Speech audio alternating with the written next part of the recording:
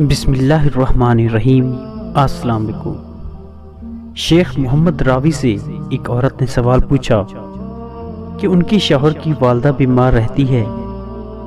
شوہر تقاضا کرتا ہے کہ میں ان کی ماں کی خدمت کیا کروں، مجھ سے یہ سب نہیں ہوتا، کیا مجھ پر شوہر کی ماں کی خدمت واجب ہے؟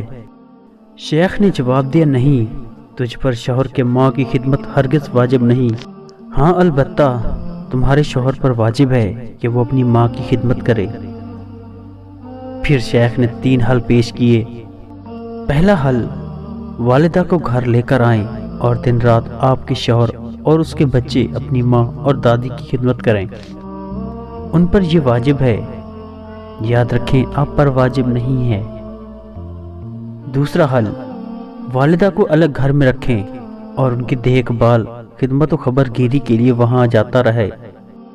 اگر والدہ یہ تقاضا کرے کہ رات ان کے سرہانے گزارے تو ماں کے پاس رات رکنا ان پر واجب ہے، یاد رکھیں آپ پر واجب نہیں ہے۔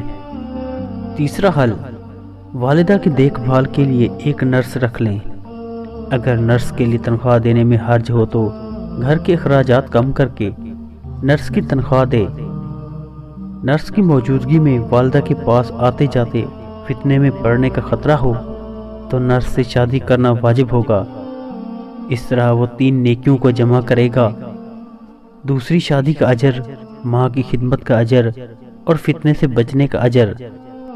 البتہ آپ پر شوہر کے ماں کی خدمت واجب نہیں ہے، لہٰذا آپ عزت کے ساتھ اپنے گھر رکی رہیں۔